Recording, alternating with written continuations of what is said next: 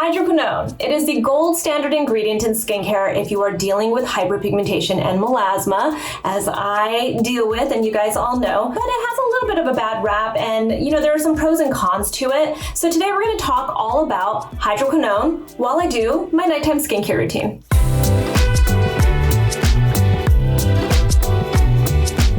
Start, make sure you like this video and subscribe if you like beauty, especially skincare, because it's what I tend to talk about. If you're new to my channel, my name is Susan Yara. I have been in the beauty industry for 2 decades.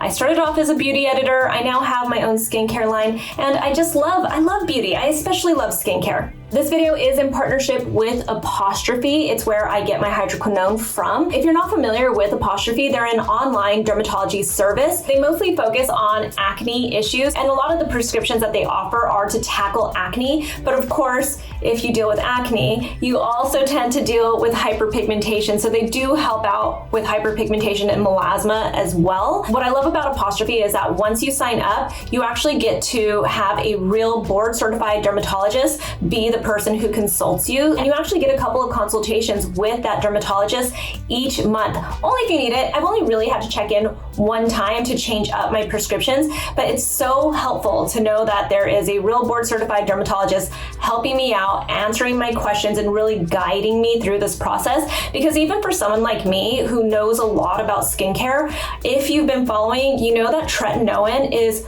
really difficult for me. I am so sensitive to it. I know all the tips and tricks to get your skin acclimated to tretinoin, and it still doesn't work for me. So I actually started off with Apostrophe a couple of months ago, and they first put me on a compound of 0.025 tretinoin with 5% spironolactone and 5% tranexamic acid, because I also have my melasma. I tried to get on a regular schedule with it, but it just made my skin so sensitive if I went past 2 nights a week. So I checked back in with the dermatologist I had been working with and told her, the issues that I'd been experiencing. And I told her I gave it like 6 weeks to really try to get my skin acclimated to it, and it just wasn't working out. She went ahead and did a whole new consultation with me, and it was great because we decided to lower the tretinoin percentage that I was using. And hopefully I'll work my way up to a higher percentage, because really you want tretinoin at 0.025% at the minimum. It's stepping stones. It's patience. You have to have patience. So she lowered that percentage, still kept the spironolactone and the tranexamic acid, but then she added hydroquinone into my routine. So this is 6% hydroquinone, and in her instructions, she said to start using it once a day, basically at nighttime in my skincare routine, and then work my way up from there. It's my nighttime routine, so of course I'm going to double cleanse. I'm going to squeeze out the last bits of my NATURIUM Fermented Camellia Creamy Cleansing Oil. You know that I love to double cleanse. I am obsessed with my cleanser. I obviously am very biased towards this. One of the things that I love about this creamy cleansing oil is that obviously it's like a fun new texture to kind of play with versus, like your traditional oils and balms and stuff. But we also made it with linoleic acid rich oils in here. So it's good for all skin types, even people who have acne prone skin. So oily skin, acne prone skin, you want to find oils that are rich in linoleic acid, and this one it's so good. So I'm going to just work this onto my skin, dry skin. If you're not familiar with double cleansing, I'm going to really focus it on the eye area. And one thing to know, if you are new to this cleansing oil, it starts off feeling kind of like a gel first, and you first have it in your hands and you're warming it up. It feels like it's not going to move very easily, but when it touches your face, it really starts to break into an oil, and it should move very, very easily, just like that. So it shouldn't tug your skin. You need to warm it up more if it's feeling like it's not moving fast enough.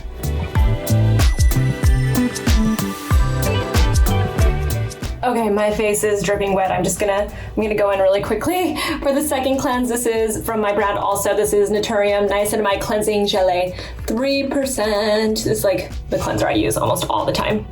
I love this stuff. So good. It's not a double cleanse, we're going a second cleanse.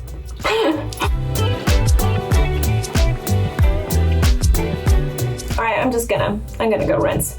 Okay, so my face is nice and clean. I am going to go in with my first prescription, and that is my Hydroquinone 6%. You can get hydroquinone at higher percentages and at lower percentages. Back in the day, as in like just a few months ago, you actually could get 2% hydroquinone over the counter, but that is no longer allowed here in the United States. I don't know about in other countries, but here in the United States, no longer. But you know what? After talking to dermatologists, it seems like 2% was not enough anyway. If you really want to get like the maximum results that you can get from hydroquinone, you know, maybe this is better. And there are all these like issues that we're going to talk about in just a second, but I focus hydroquinone, and actually I pumped maybe even just a little bit too much because I was talking, but you really don't need a lot, because with hydroquinone, what makes it really different from some of your other skincare ingredients is that you only need to focus it where you have your hyperpigmentation. So my hyperpigmentation tends to be mostly here, and then also like, I mean, it's just my face. Like I'm not getting hyperpigmentation anywhere else. So like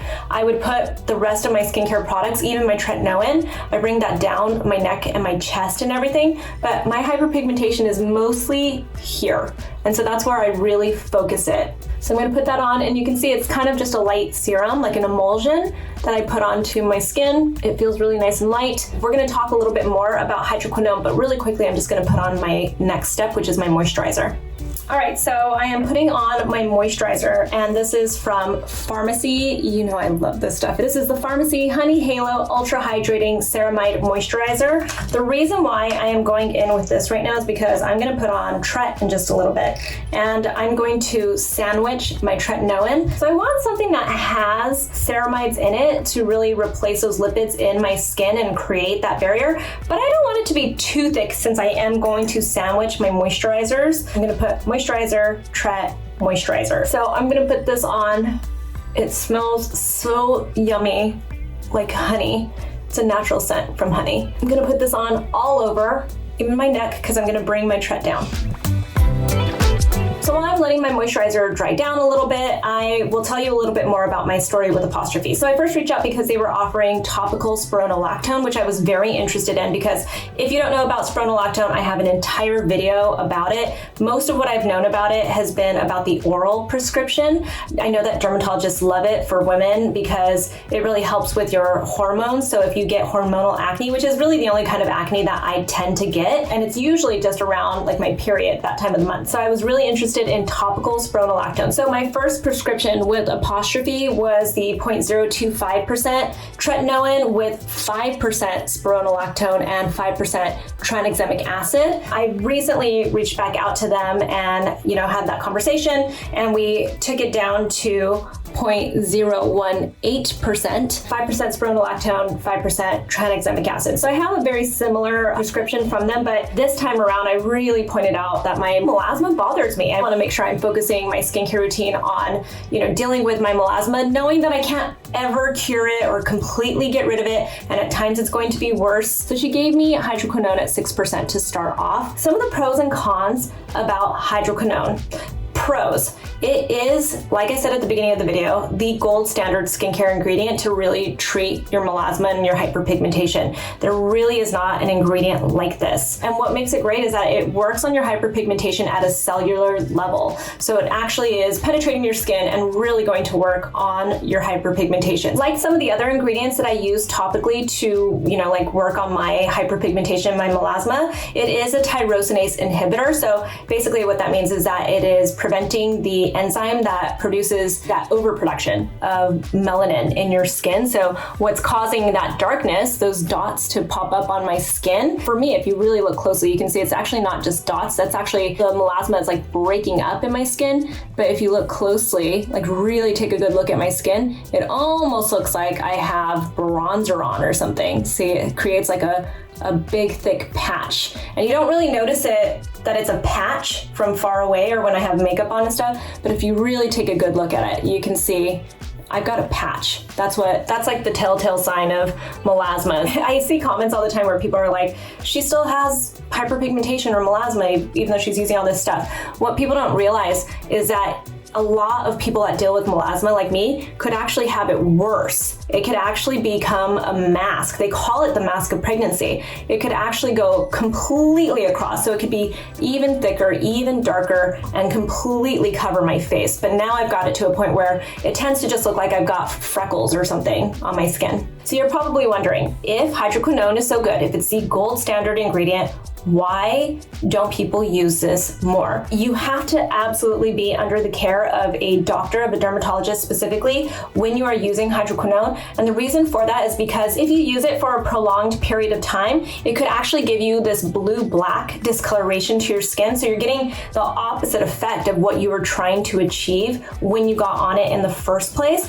I have never met anybody that this has happened to. Not that that matters, but I personally have never experienced this. I feel like I've seen like everything in person, but this is something that I've never seen happen before. That said, it doesn't mean that it doesn't happen. It obviously does. And for that reason, you need to be under the care of a dermatologist. It's also obviously very strong, and you want to start off on a lower percentage and maybe work your way up, because there could also be some of the typical kinds of side effects that you get from adding strong actives to your skincare routine. And that can be just like itching, redness, burning, dryness, just any of that kind of stuff could be a potential whenever you're adding something like this into your routine. So you want to work your way up to using it. Again, one of the reasons why it's important to see a dermatologist when you start using hydroquinone. And there's also been talk about this being toxic. You guys know my stance on that kind of stuff. Don't listen to all of the fear mongering online. Do what your doctor tells you to do. And my doctor told me to get on hydroquinone. And I'm excited for it because I've been trying all these other ingredients and stuff. And I think I got my skin where I could possibly get it without being on hydroquinone. And so now I'm going to rely on the hydroquinone,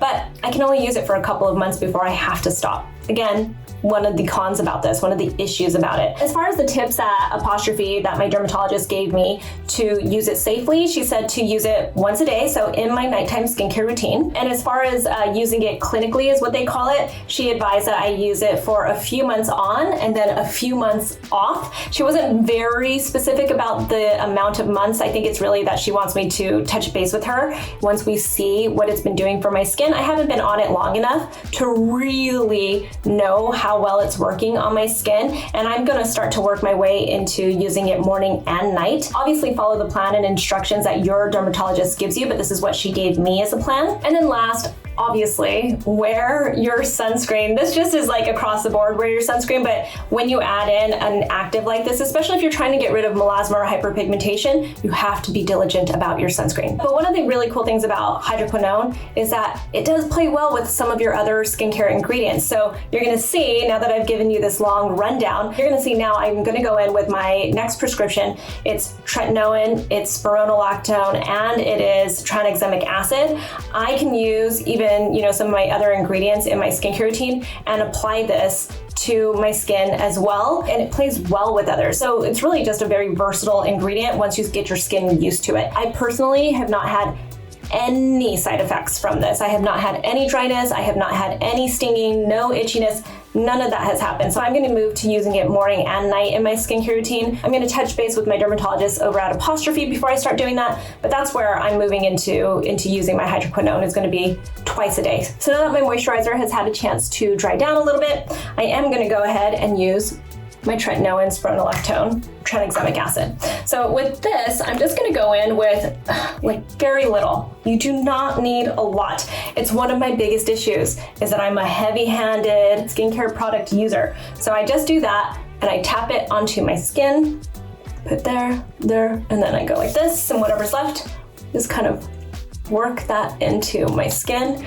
It's another reason why I actually like to do the sandwich method, is that I know that I'm gonna have a little bit more slip, like it's gonna move around more if I have some moisturizer on first. And I kind of avoid this area specifically because that's where I'm the most sensitive, and I bring the rest of it down.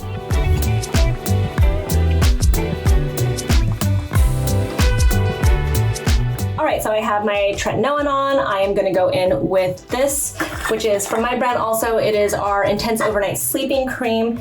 I mean, it's just so nice. I love this stuff. I especially love it for the sandwich method because it's so creamy. A lot of people ask if they can use it as just a moisturizer, like a heavy moisturizer, and what I just say to that is we made it to be more like a sleeping mask. So while it feels nice and creamy on the skin, you'll feel it doesn't completely absorb quickly like a moisturizer would. It's going to absorb by the time you wake up in the morning, but it's kind of a slow absorption, and that's what makes it a little bit different, is that it's meant to keep you hydrated and moisturized while you sleep.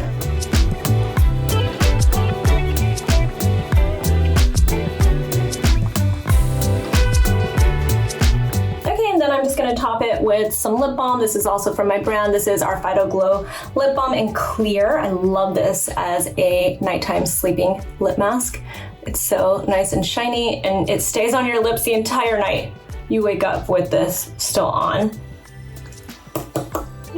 So that's what I'm doing right now. That's how I've added hydroquinone into my skincare routine, at least in my nighttime skincare routine. You probably noticed that I'm keeping it really simple and straightforward. I'm mostly just using my prescriptions right now and, obviously using moisturizers. So I'm cleansing, using my prescriptions, using moisturizers. That's essentially what my skincare routine is right now. Will I add more into my skincare routine soon? Absolutely, but I always like to go a little bit slowly. You hear me say this all the time. When you add in a new active into your routine, especially when it's prescription actives into your skincare routine, you want to make sure that you see what your skin can handle. You really want to get a good idea of what you're dealing with. And also, for me, it's also out of curiosity. I want to see what putting this into my skincare routine does for my skin. I want to be able to pinpoint what it was that was working for me. And if you've got too much stuff happening in your routine, that's really hard to do. So yes, I'll be exfoliating again soon, but I'm keeping that at bay for a little bit. Will I add in my retinols on off nights? Of course I will. But in this first month of changing up my prescriptions for my skin, I want to make sure I'm really focused on this. If you're curious about Apostrophe, I highly recommend their services. They're really great, especially if you're dealing with acne. That's what they specialize in. They are right there ready to work with you. It's a journey. You can't really ever cure it. You should think of it as skin disease and that it's something that you're going to have to learn to live with, but there are ways to work with it and really make your skin look better and keep it at bay. So it's a great service to look into. And I also have a promo code. It's Mix Makeup, and it gives you $15 off of your first dermatologist visit with Apostrophe, and also $5 credit towards your prescription. So it's a little something that definitely helps out. I personally think it's just more straightforward to do this online for someone like me who is like a busy mom and working all day, like at night once my kids are asleep. This is when I get to do my consultation with my dermatologist because it's all online, and that just makes my life so much easier. As far as getting a prescription, I don't know if people know this, but here in the United States, once you're past the age of 35, which I'm well past now, your insurance doesn't cover your tretinoin prescription. So for me, this is actually a much better way for me to get my prescriptions.